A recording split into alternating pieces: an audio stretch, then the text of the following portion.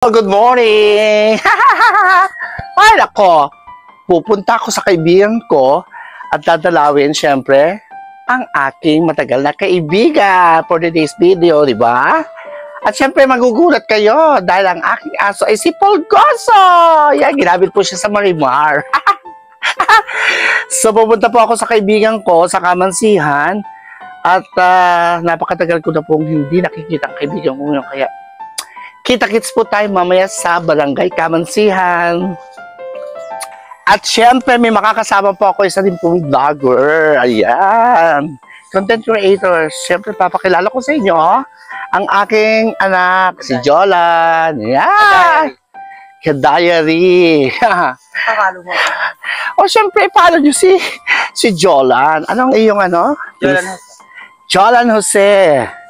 So ito ay matagal ko ng kaibigan at ngayon lang po kami nakita uli. At yun nga po, naglalakad kami ngayon. Ayan, Diyos ko, medyo basa talaga ang mga damo. Pero wala po tayong magagawa kundi lusubin, o suungin ang mga damong basa. Ayan. Diyos ko, hirap na maging mahirap. Diba, Jolan? Yes, ina. So nandito na po kami sa labas. At naghihintay po ng tricycle. Yan. At igawi. Ready ka na ba, Jolan? Ayan si Jola. So, napaka-sexing anak ko.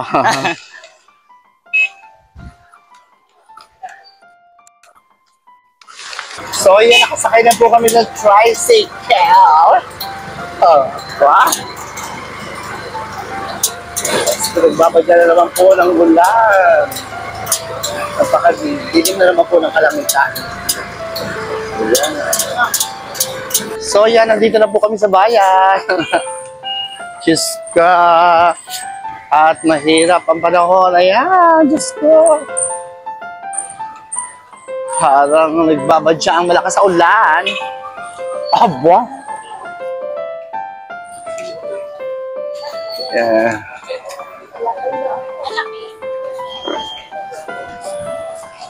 Jolan! So yan, sasakay po kami sa biyahe ng Biga. O, bayan ng Bukayaw. Dito tayo, di ba? Biga.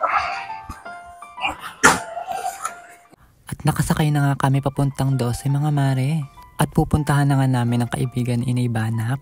At dekada nga silang hindi nakikita. After 100 years namin paghihintay, kasama ang inyong ka-diary, along with Inay Banak, ay mapupuntahan na nga namin sila. Medyo makulimlim nga ang panahon dini, at tagulan na nga dini sa bukid.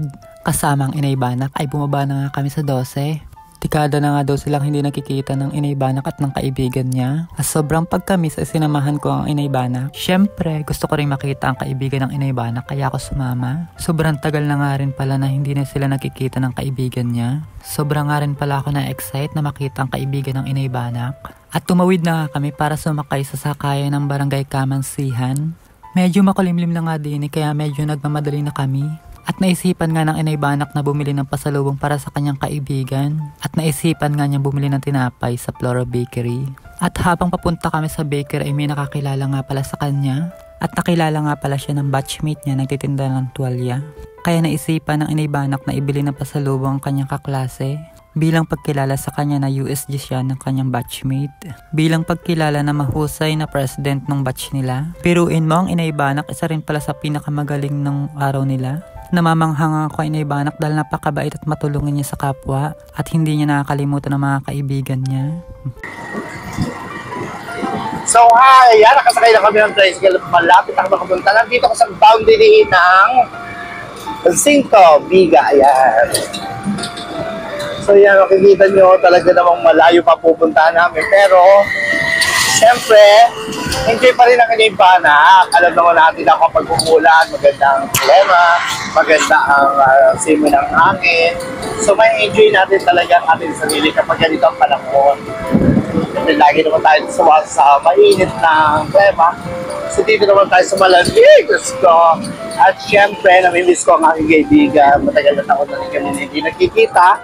At syempre, close din kami ng nanay niya. Kaya naman gusto kong makita at ma-meet uli ang aking dating kaibigan. Anak. Yes, thank you po. Thank you, Kuya. So, nandito na ako sa kaibigan ko. Hello! Hi! Let's go! Hi! Ito kaibigan ko pinakamayaman sa Kamansihan. Nagkita rin kami. Yes. Punta ako.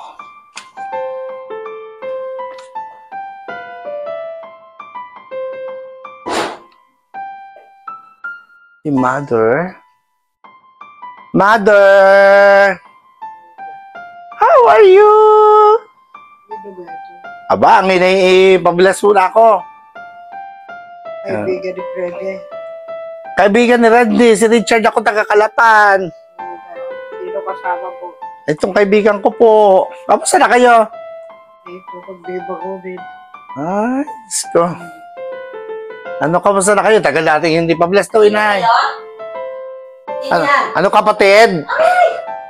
Puri, ano, kapatid ni Randy. Ano, kamusta ng inay? Hindi na ako kilala ng inay. Ano? Sino na yan? Ano? Oh! Tararararat, tararat. Oo nga. Kaya mo tumayo? Ay, nagpapagupit ko nga yan. Kaya. Gupit. Ay, ang panggupit? Merong gupit. O, sige. Gugupitan ko ang nanay. Sa tagal namin hindi nagkikita, gugupitan ko. Wait lang, nanay, ha? Ah. Kaya mo tumayo? Saan tayo magugupitan? Ay, di doon sa... O, sige. Sa ano. Kukuhanin ko yung panggupit. At habang nahiram nga ng gunting ang Inay Banak, nakikipagmaritesan pa ito sa kanyang long lost friend na si Kupo. Halatang ang miss na miss nila ang isa't isa, no? Ay siya, umpisahin na inay. Ay ano pa? Nanay, almost 10 years.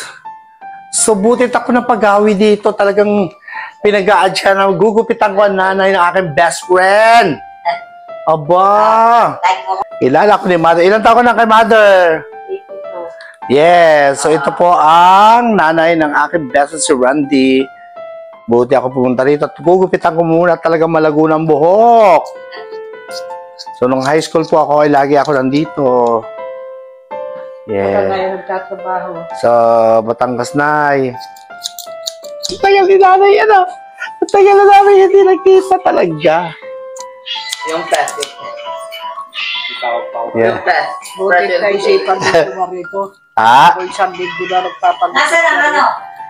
Magandang umaga po.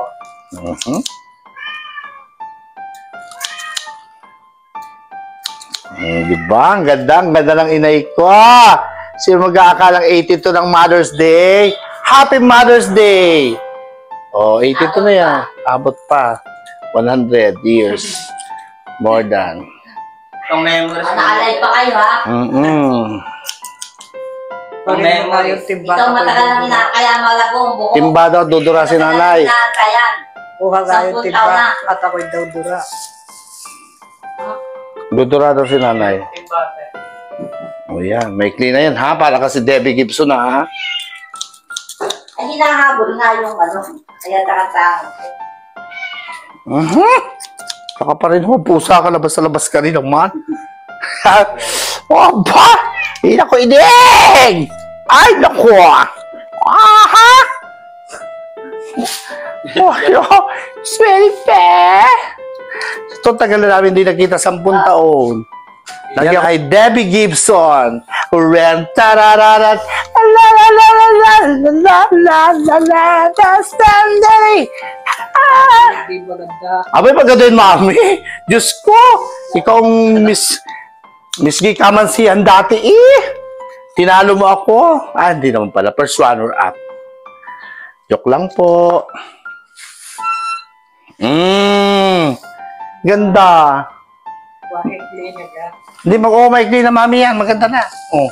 Dito sa unahan si mami, oh. Ang ganda, oh. Ganda. Anong trabaho mo doon? Ito din. Parlor. Nagugupit ng mga baka at kalabaw.